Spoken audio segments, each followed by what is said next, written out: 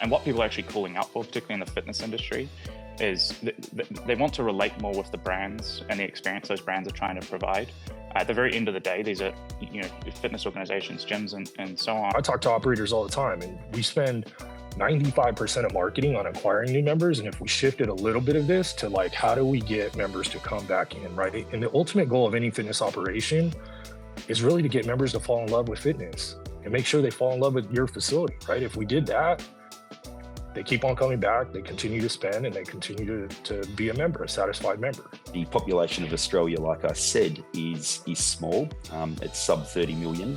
And so those brands that you're referencing, particularly the functional training type boot camp type brands and a lot of the boutique brands, they're proving it out in what is a mature market and then taking it to what is the Holy Grail, the United States.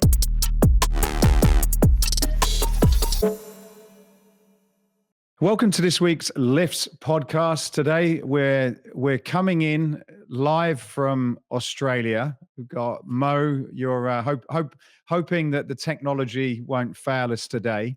But I was curious. We texted each other before you left home over the weekend, and you were texting me about your travel routine. So I was just curious to see what you did and did it actually work? Well, I'm feeling pretty good. So I think it did work. Look, as you know, it's a long flight from DC to Sydney. I think the total travel time was 22 hours. And I think what is even more impactful than the travel time is that we've got a 14-hour time difference. So right now, as we're recording this, it's 10 a.m. on Wednesday, and I believe it's 3 p.m. on Tuesday. Pacific, which is where you are. So what I did is one, it was coming out of a Thanksgiving weekend, so I hydrated well, I ate clean, um, and I try to stay up as long as I can. So that first leg to LA, and then I connected in LA, and I went to bed somewhere in the middle part of that 15 and a half hour journey to Sydney. So I landed, relatively refreshed, and I went to bed around 9 p.m. I think it worked out. I did use some of those blue pills, Matthew, that you and I think used last, and from our trip to Riyadh. So I'm going to admit that, but just had a little bit to drink, lots of water, um, and we'll see how I feel tonight. So did you manage to get in a workout? And if so, what was your first experience of an Australian gym like that's worth sharing anyway? Well, so actually, that's a really good question. As you know, as soon as I get somewhere, I like to go do a workout. So I did do a workout. So I got in here, and right around the corner, we're at the Sofitel in Wentworth, which is close to the Sydney Harbor. I ended up going to the Virgin Active, which is around the corner. And then I did a harbor run. So I went around the gorgeous, I mean, this is one of the most scenic cities in the world. Some might say the most scenic city in the world. And I just had this incredible run around the harbor. Now, what I didn't plan on is that it was essentially like 92 degrees Fahrenheit. I forget the conversion stuff, but I know that it felt hot. But I was pretty impressed by how many people were out, late morning, hot weather, humid, but still running and working out in Sydney. Yeah, it's a great run around the harbour. It's been a number of years since I've been there, but I actually did that as well. And at the time, there was a lot of development going on. There was cafes and bars all around the area, particularly as you go around the opposite side as well. One of the things I did notice, and I'd be curious of your experience, is that they had some of the most fantastic coffee shops I think I'd ever been in, like real coffee shops. So, what were you very well caffeinated, and did you find a top spot to drink in? I did not. So now I'm gonna go and look for an afternoon coffee. It's funny because someone invited me to coffee yesterday and today, so I'm gonna take them up on that. But what I did notice is I started out, I'm sure you know this, where the botanical gardens are, and then I went all the way to down along the harbor to the old part of Sydney, to like the original part of Sydney. So you saw these gorgeous kind of row houses that a couple of 100 years old. And I didn't, the last time I came here, I did not go into that historic part, but highly recommend it. It's beautiful and scenic. But I will try authentic Australian coffee And this and afternoon. and just Just a tip on that. Well, not a tip, but an insight in that, which I was educated on, is this whole coffee culture that we see in America and in the UK, places that I'm aware of and drink a lot of coffee. Apparently, it all originated from Australia. Like that was where this whole scene came from. It didn't come from America. It didn't come from England. It was the Aussies that brought that to the rest of us. So Well, that's incredible. I mean, look, there's so much innovation happening in Australia for a country that has a population that's, I believe, it's less than the state of Texas. The amount of innovation coming out of Australia, clearly in coffee, but also in fitness, is incredible. And on this trip, I learned about the Gold Coast of Australia, which is south of Brisbane, just in terms of how many innovative boutique and fitness ideas are coming out of here. So it's been a really good productive 2 days. well, we're hoping to have three guests on today, providing everything goes well, and that there has been a little bit of work to pull that together. So fingers crossed. But I was going to ask you before our guests join today, what are some of you're at Beyond Active, an event that we've done two together so far this year, and guys put on a fantastic event and draw some great crowd there. What has your initial experience been about the event, topics that are being discussed, and people that are attending the Australia one? Well, I think I'll probably break this up into a couple of things. And the first one is, one, I'm surprised by how much American influence is in Australian culture, given that we are literally on the other side of the world. It seems like to me, Australia actually takes away a lot from American culture. In fact, when I was running, I saw Aaron Rodgers, Tom Brady jerseys. I saw a lot of NBA jerseys. So I do believe that there is a significant and meaningful amount of American influence that has found its way into Australian culture. I think as a result of that, um, there's been this need to get a lot of this new innovative concepts. Of course, people know of F45 and BFT and other Australian brands. And I found out yesterday that Fitness First actually was founded here in Australia as well, have now made its way to the US and around the world. Is that actually? I'm not sure if that's true. I know there was a Fitness First Australia. I didn't know whether, and I may be wrong. I'd be interested, but I thought it started with Mike Balfour in the UK, and then Tony DeLead opened them in Australia. So might be something we can check up next week. But Yeah, I mean, because Tony DeLead yesterday actually got the 2024 Lifetime Achievement Award, and I thought that he was the founder of Fitness First um, Australia. In fact, Patch, who is the founder of Good Life, was also here in the audience. So they just did this wonderful celebration of all things that he's done. And and by the way, Hugh Jackman even came on the video to thank him. I guess I'll say one other thing. Did you know, Matthew, that Hugh Jackman started his career at the front desk of a Fitness First in Australia? no, I it don't know if you didn't. knew that. Doesn't Did you know that? surprise me, but no, I That's where he didn't. apparently started. Yeah. So he actually came on this tribute video that they filmed for Tony. But yeah, unless I misunderstood him, I thought that he was the founder of Fitness First. But let's go ahead and fact check Yeah, that. I think it was Fitness First. Yeah, I think it was Fitness First Australia, and I know because I used to go to an event in England, which anybody listening will probably be aware of. It used to be called Momentum, and it was kind of like their annual. Every January they had this huge event. Thousands of people used to come, and I know Tony always used to speak, and I think he was doing some amazing stuff in Australia with Fitness First. I think he had another brand before that flipped over, but I think if I'm not wrong that he did found Fitness First, but I think that was Fitness First Australia, and it was kind of Okay. like partnered up with Mike Balfour. Yeah. Well, there you go.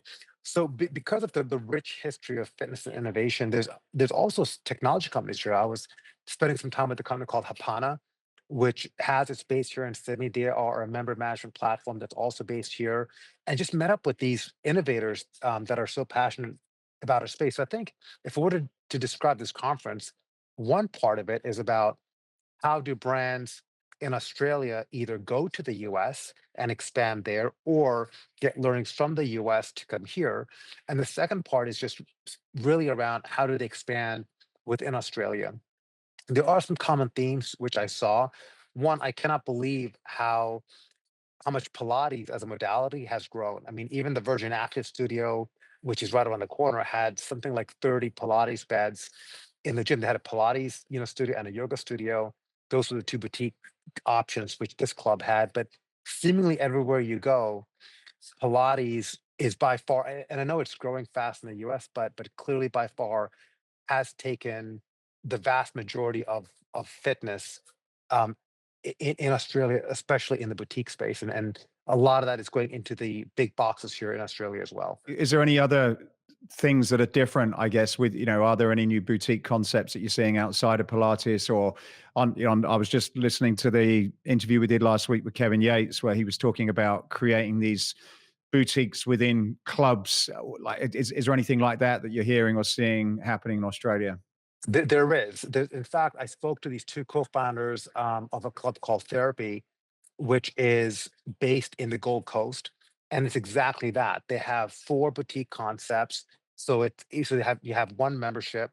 It's a bit of a premium, but they have these 4 boutique concepts that they're opening up within one location, but they've spent a lot on the actual boutique experience. Actually, it's very, very similar to what Kevin was talking about, where they're investing in the physical experience and, of course, doing the digital outside of it, but they don't have any digital within it. That one is really interesting. The other one is, I was on a panel yesterday, and one of my panelists was Emma McGrady, who just joined a wellness club called St. Haven. It's an invite only club that starts at about 229 Australian dollars, but it is kind of like a remedy place meets an Equinox. I think the best way to describe it, in a small square footage area. It's about 3,500 square feet, but it's like they have a lot of the therapies, the tech therapies and so on of a remedy place, so very wellness focused. You can get your IV drips there. You can get a full medical diagnostic and assessment done there. But then they also have a gym component. So it's called St. Haven. They have, I believe, one location in Melbourne, and they signed another location, or plan to sign a lease for location. I'm really excited to try that out. And this afternoon, I'm going to go and do a class at Strong Pilates, which is the fastest growing boutique brand more recently to come out of Australia. Are your members frustrated by long lines for squat racks? Equipment like squat racks are in high demand. There's a new solution that will allow your clients to train all the major muscle groups, reduce wait time, and improve your overall gym's efficiency. Curious to know more? Then contact us today. So Matthew, I've got one of our more recent partners of SweatWorks, a company called Sahha, and their CEO, Aleksander Dahlberg, on. They actually are participating at this event at Beyond Activ, coming in with a very kind of revolutionary, evolutionary product in Sahha. But I'm excited to introduce Alex to the audience. Alex, welcome to the special Beyond Activ episode of L.I.F.T.S. Awesome. Thanks for having me, Mo and Matthew. So, Alex, why don't you kind of walk us through the primary benefit or value proposition of Sahha? Yeah, so basically what we do is we more or less are correlating health and fitness data collected from smartphones, different wearable devices. Obviously, they're relatively prevalent today, with basically user lifestyle, behavior, and well-being. And this enables companies that integrate us to build really highly personalized engagement that feels a lot more human, a lot more relatable to their audience. And we provide this capability through an API and SDK. So we're an integration primarily. And that means our customers can take that data and actually feed it into their customer data platform, their customer engagement platform, and their CRM, making those tools significantly more powerful and capturing the attention of their users and their members. Is there anything like that's being done at the moment? I know it's something that we've talked about on this podcast before, the fact that if you run let's say a commercial gym, or you're a trainer and you're working with your clients and they've got a number of different devices on, but you can't really tap into it. So is this something that's relatively new? And if so, what makes what you guys do different to anything else that's out there? Yeah, our piece, and this is new, but data aggregation from wearables and smartphones, that's obviously existed for a very long time. Advent of Apple Health, and Apple Health Kit was a big player in that. And now you've got organizations like Terra and Rook and Spike, which are, they make it really easy to collect that information from a variety of different wearables and things. What we do is we take all of that, so we integrate. We can take data from any of those platforms. We take that a step further, because oftentimes it's not just a lot of companies that they'll come to us and they're going, okay, we've collected all this health information, all this fitness information, and so on, but we don't actually know what to do with it. How do we use it to actually engage an audience? And displaying different health scores and metrics and things back to users, that's been done for a very, very long time. And what people are actually calling out for, particularly in the fitness industry, is they want to relate more with the brands and the experience those brands are trying to provide. At the very end of the day, these are fitness organizations, gyms, and so on are. It's a very physical product experience. You're not in your phone the whole time, or you're not on your wearable the whole time, or anything like that. So actually taking that data and then using that to craft a much more engaging in-person experience. And our slogan is engagement is human, and we really believe that information can be taken a whole lot further than just displaying it back as a health score or displaying it back as a step count or whatever. So are you working with operators or trainers what give us an example of how that's being successfully used? Are you based in Australia? Yeah, Australia, New Zealand. We got a team in Singapore. We're sometimes in the US. All over the place, really.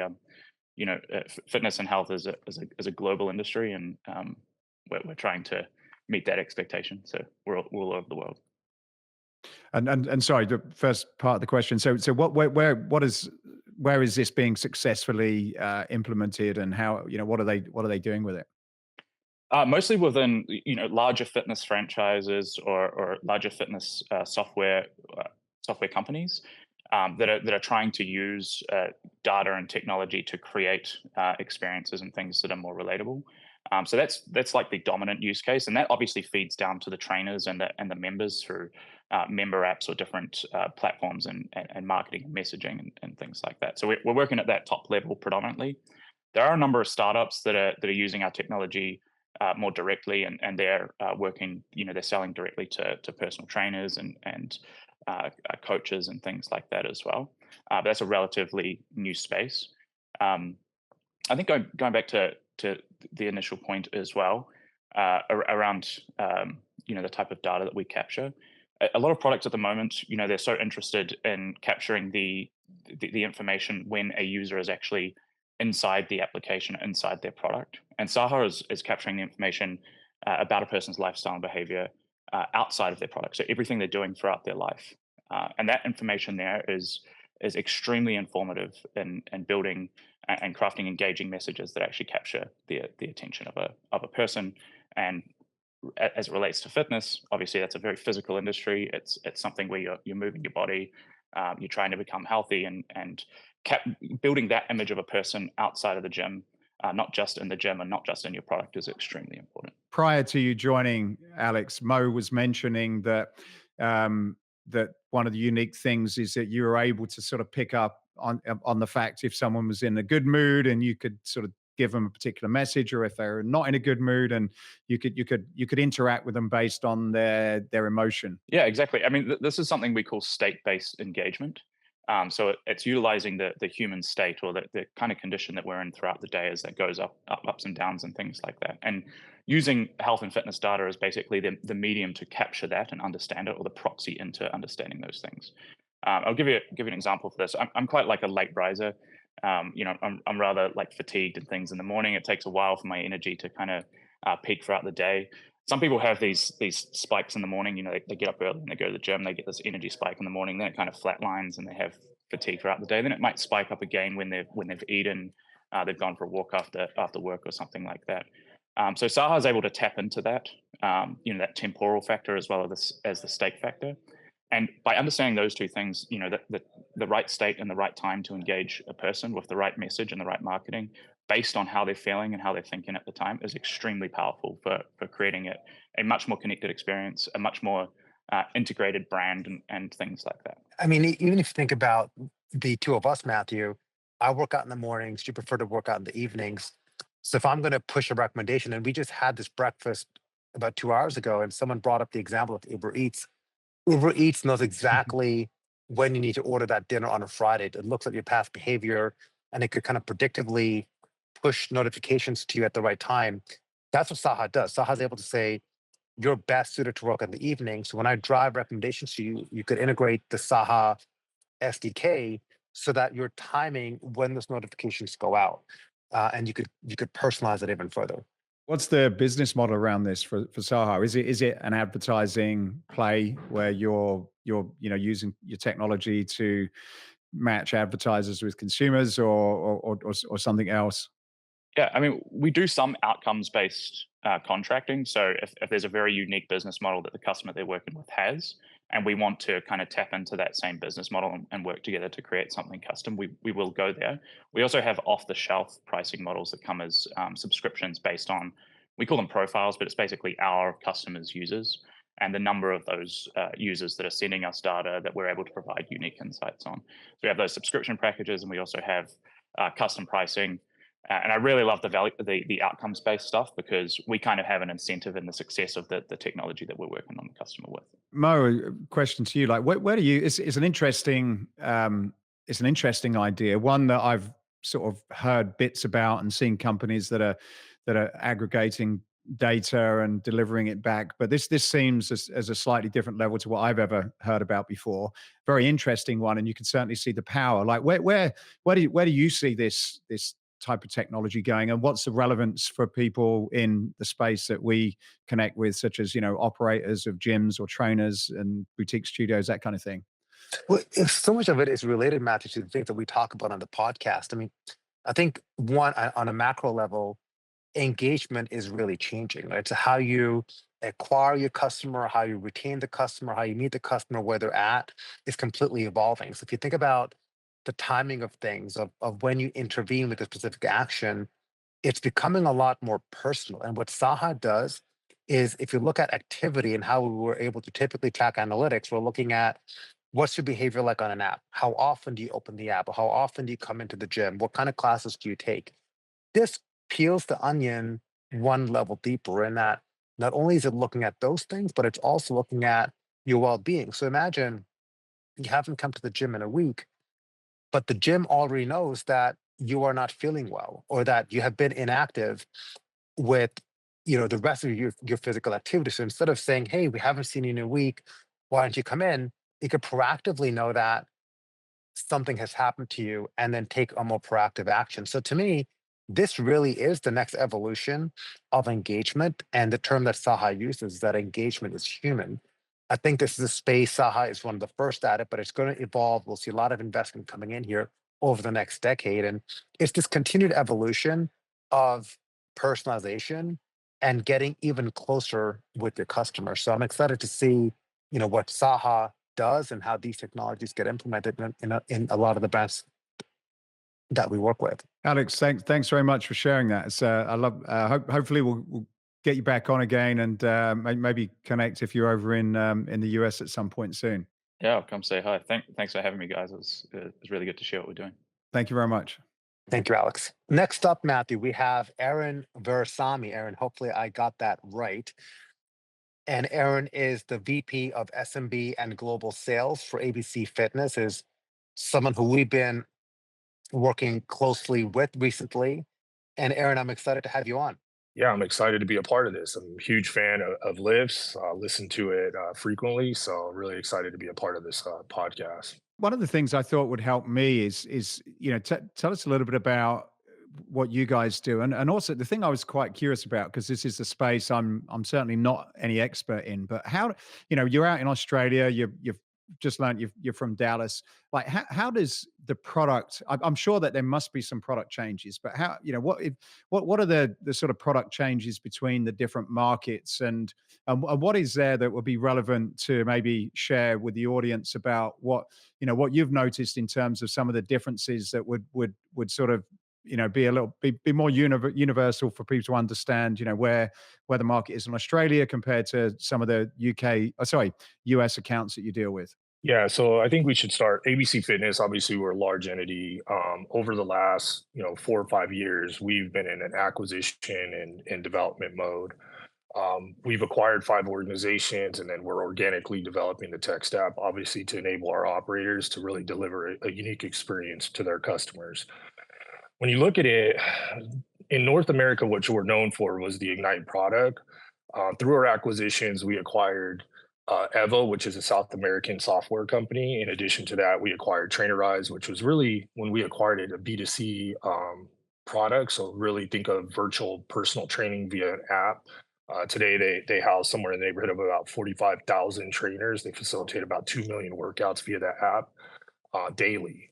And we've transformed that into really our tech strategy, our mobile strategy for North America, and really brought this concept of, virtual coaching programs, and then also in-club experiences. And really, we took a unique take on it. Instead of being like more of a club-based app, it's more of a user experience app that's I would say personalized to that user experience via virtual content, via things that they want to do within the club. So it's been a fabulous acquisition the last 2 years. So we grew that from zero members on it about 2.5 years ago to roughly about 4.5 million today. Through also another pathway, we acquired GlowFox, which really was our pathway international. So obviously, we looked at our growth and looked at the international markets, and so GlowFox is our conduit to the international, so EMEA and APAC. And when we look at this, I think Mo and I had a discussion about this, earlier. I think everybody's really trying to solve the same problem, right? And so when you look at it from the operator, they're looking at, how do we deliver a unique customer experience? How do we differentiate our brand? How do we leverage technology to enable it? In addition to that, we look at it like, there's 3 facets to this delivery, right? It's the mobile experience, right? It becomes the in-club experience, and then really it comes to like, what is your product differentiation in terms of, there's some secret sauce with, web joins, marketing, club ambiance that's there. And so it's fascinating when you look at, the US and, me being at my first international event, it seems to be the same conversation. Mm. Well, one of the things I was quite curious about, and it's more relevant to the space that I operate in, is that you're seeing now a lot of, when you talk about the gym floor experience, you're seeing a lot of companies that are coming through, eGym as an example. You've got Technogym with a very much a connected system. And so if I go into a facility, I'm obviously connected through your software. I'm downloading your Correct. app. That's my experience. But now you're seeing a number of different providers on the gym floor where, I'm kind of thinking about it. It's like, well, how do all these different touch points or information or education all tie together? Because I guess you don't want 2 or 3 different apps to provide you with different parts of the experience. However, how do people that are developing products or creating the information and content for the gym floor experience, how does that become a lot more seamless? And is this something now that you guys are starting to think about, whereas maybe some of Yeah. these solutions can come through your app in some way? Yeah, I think the evolution of technology in the fitness space was very disparate in the beginning, right? So you had a lot of different organizations that did one of the product or one feature, one kind of, portion of it. And I think the operators accepted it, right? And so as you look at it, fast forward, this is like 5 years ago, it was, you had an app, you might have a virtual training program, you might have had that. And it's really just about a delivery to the consumer. Today, when you look at it, the consumer's expectation has really evolved and changed. And we're using this from different experiences, right? So just think of like, I call it the Amazon and the Amazon effect, right? So you look at Amazon delivering a customer experience that is fairly seamless, frictionless. You can buy, it has, product recommendations, and it's in a mobile experience. And I always use the analogy of like when you go to return from Amazon, how easy is it, right? It's fairly pretty easy. So the consumer has changed in terms of they do not want to land at 4 different apps to experience your brand. They want that all to be in one unique spot. And they're willing to track, like allow you to track information, do some sort of recommendation as long as it's valuable to whatever it is that they're looking to do, right? I think where we get caught up in the fitness, we haven't evolved yet, where we're delivering that system yet based off of personalization so you're experiencing outside of our ecosystem. So we're getting there, we're close. I think that Aaron is such a key point. And yeah, you're right. We were talking about this yesterday for quite a bit, but there's two exchanges in value from where I see platforms like ABC and others evolving. In a lot of ways, one, you are becoming the operating system for the gym in that they don't need to go to get 7, 8 different solutions, whether it's CRM, marketing, push notifications, training, or otherwise. But the other one in terms of trade in value is trade in value to say, number one, to the member, give me access to more of your information, such as that I could return value to you Correct. in a prescriptive way. And the second is also creating value to the gym, in that you're saying, let me have a close relationship, trust me with your member, know that I've got your best interest at heart by allowing me to take some of that ownership. And that there's obviously a question around who owns the member. And in a lot of ways, the member is ultimately owned by the gym facility, or rather should be owned by the gym facility, but there's also some co-sharing of that ownership with the MMS system as well. Yeah, and I would say it's where what is going to build value, and I think you're starting to see, I always take a step back. We talk about customer experience, we talk about delivering, we talk about, this arms race to use AI, this arms race to evolve technology. It's a common theme that we hear. There's some operations out there that are doing it without technology that are really just delivering a solid customer experience in a unique way, and they're doing it for their core customers. And so when you think, what I would say, when you talk about like customer experience and delivering a unique experience, it starts with like, what does your customer want, right? And there's gyms out there, like you think of Gold's Gym in Venice Beach, right? It's a raw facility, still looks like the same footprint it was in the 70s, right? And it delivers a unique experience and people understand it and they love it. They're not trying to get into this whole technology and deliver all this other stuff. They're like, hey, this is what we are. We're Venice Beach. We got the green wall. And you come here and you're going to get delivered a really hardcore workout in an environment that reminds you of the old days of lifting. And that's okay, right? And when you look at like certain operations that are trying to deliver a unique customer experience, you have to ask yourself, what does that customer want and how am I going to deliver it? And how is it going to be impactful to their member journey? And I think a lot of us are just trying to put together a lot of different things because we think we know what the customer wants, but we really haven't sat and asked, like, what does the customer really want from us? Would you say there's some fundamentals though? Like, I guess payments is an obvious one. Marketing is an obvious one. You mentioned the trainerized integration. So if you've got personal trainers providing information on programs seems an obvious one. Like there's some things that really kind of make sense. And I just wondered, like regardless of the brand, there's going to be these universal, almost like sort of standards that everybody more or less in a particular type of marketplace is going to have to offer.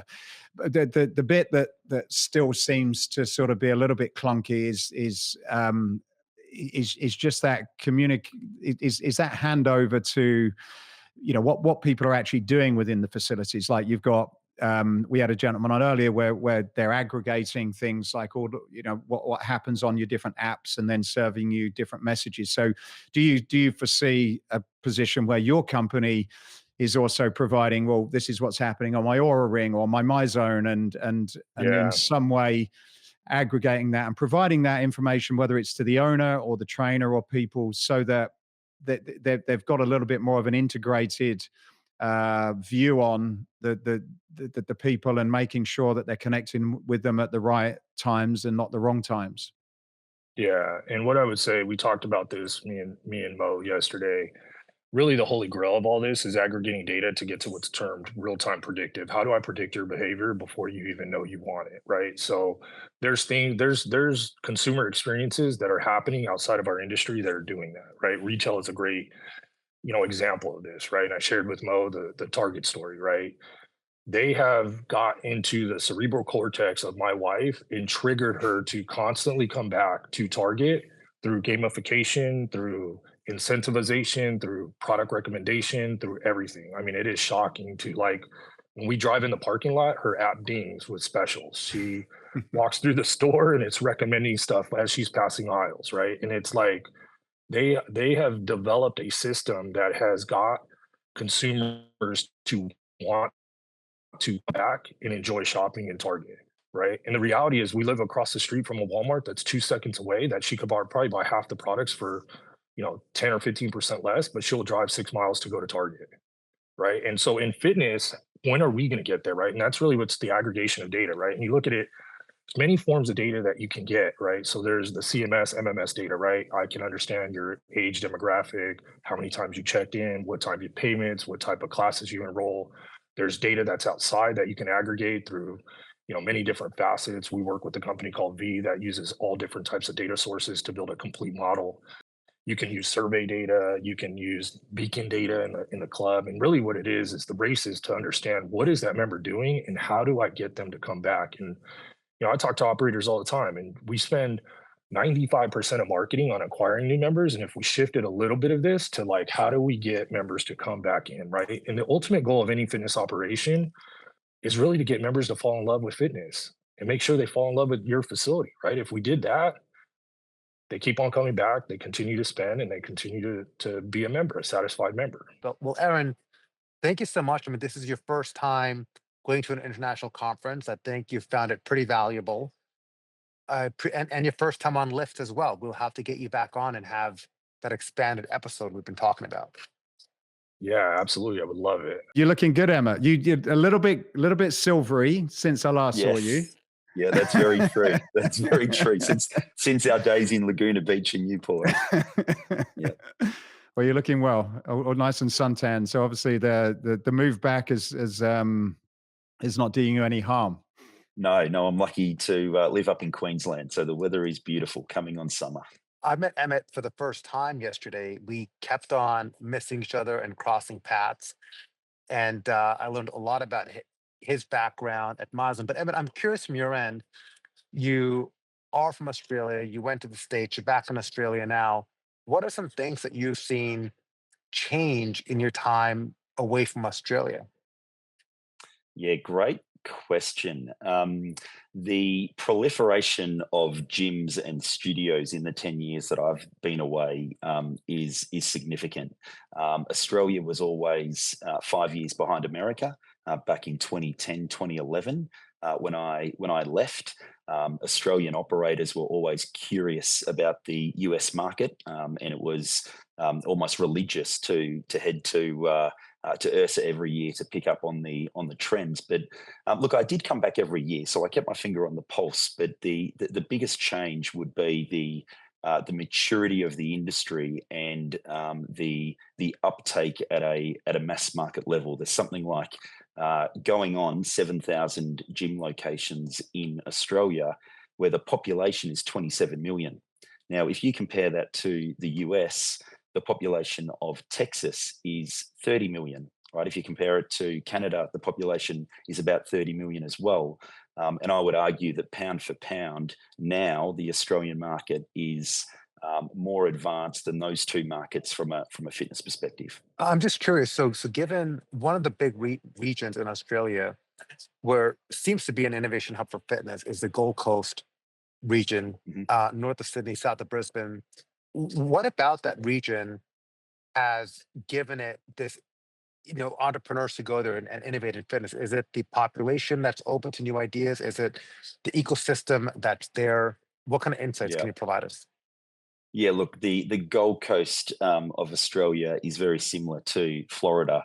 And quite frankly, yes, there has a fitness or health and fitness skew given the beaches and the good weather.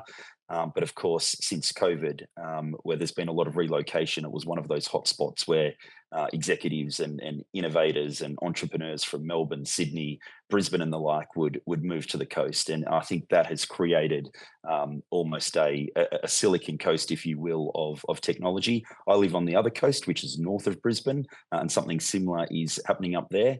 And it very much comes from transplants from other cities.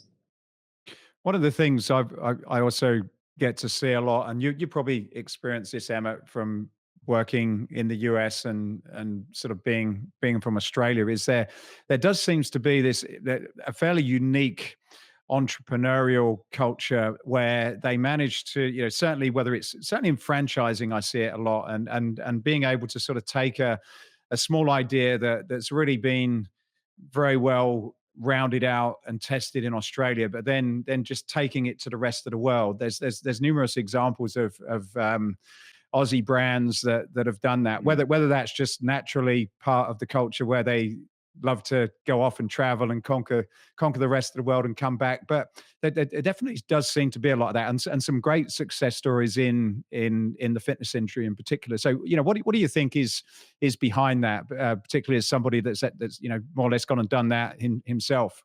Yeah. Look, there's two things at play, I think, Matt. You hit on the first one, which is that Aussies just like to travel. We're so far from the rest of the world that it's almost law that when you finish university or college, you get on a plane and go and live in England for 2 or 3 years, and you travel through Europe and you backpack, and that's what you do. We grew up watching content out of America, so there was a lot of curiosity around the US, and so for that reason, we're very happy to jump on a plane and go on a 24-hour flight to get to the other side of the world and do something. So there's that.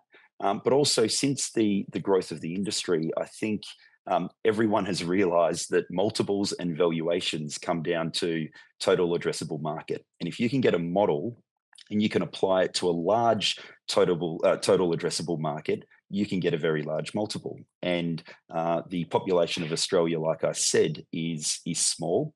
It's sub 30 million. And so those brands that you're referencing, particularly the functional training type boot camp type brands and a lot of the boutique brands, they're proving it out in what is a mature market and then taking it to what is the Holy Grail, the United States. And one of the most common questions that I get is, Emmett, where's our beachhead? If we take this model to America, where do we land? They all think that they should land in Santa Monica, and I explain to them that that's probably not representative of the United States, and that Santa Monica has every single model, brand, concept under the sun, and that there are other markets that you could consider as a beachhead and get expansion.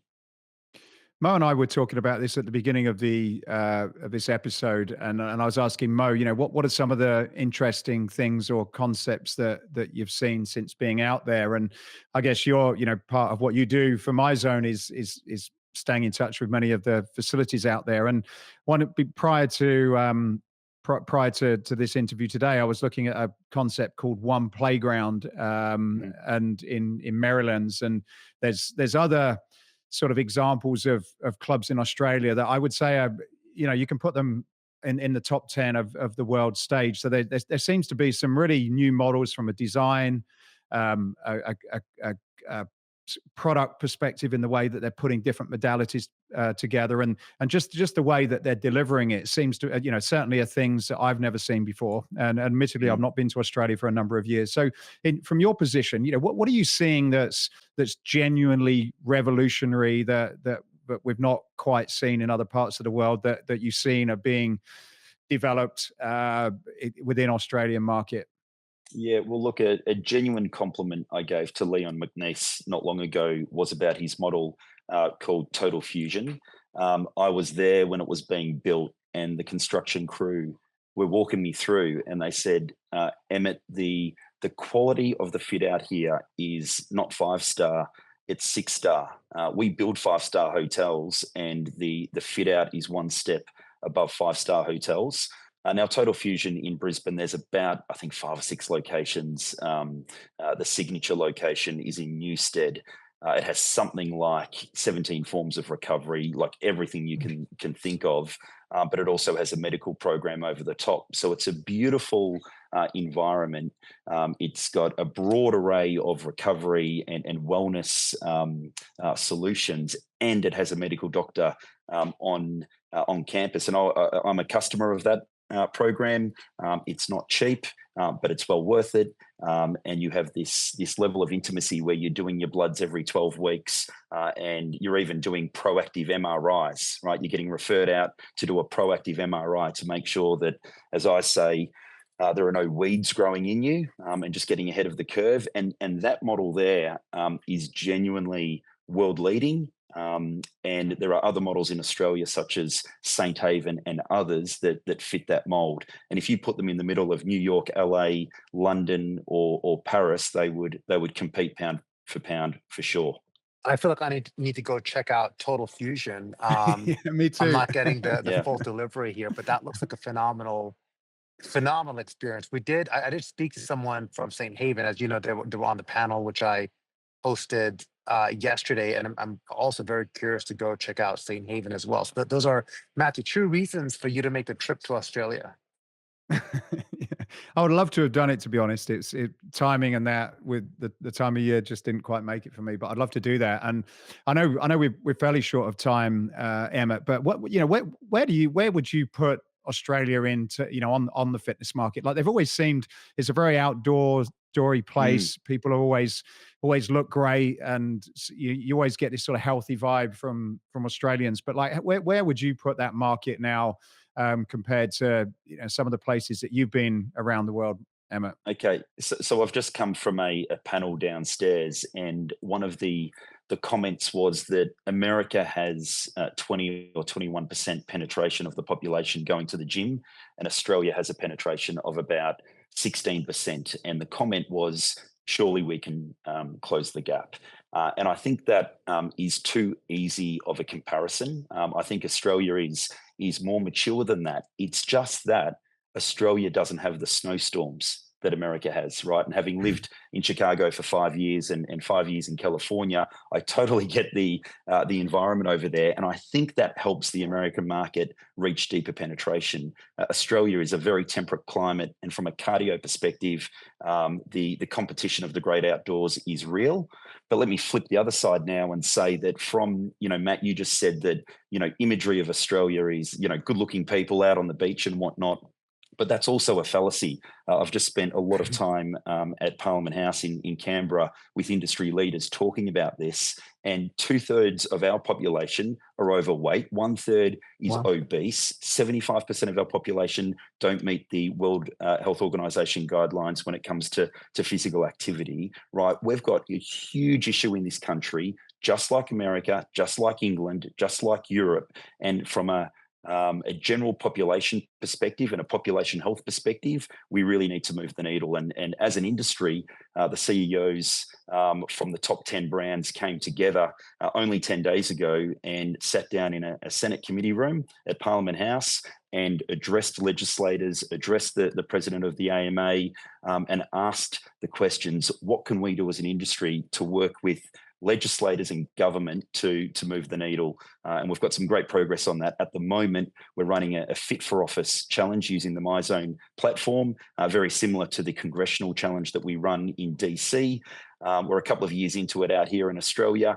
That's making it fun for the legislators to get involved with us. It's creating a platform for them to trust us and get to know us. And the next step will be, right, how do we fund a public health campaign, or how do we affect legislation similar to the FIT Act in the US?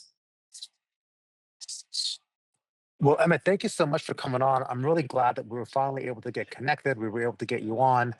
This conference has been really kind of eye-opening. And to me, I know a lot of people say that Australia is 5 years behind. I don't really see it that way. I think there's so much No. innovation happening here. There are so many parallels. In fact, in some ways, you brought up Total Fusion.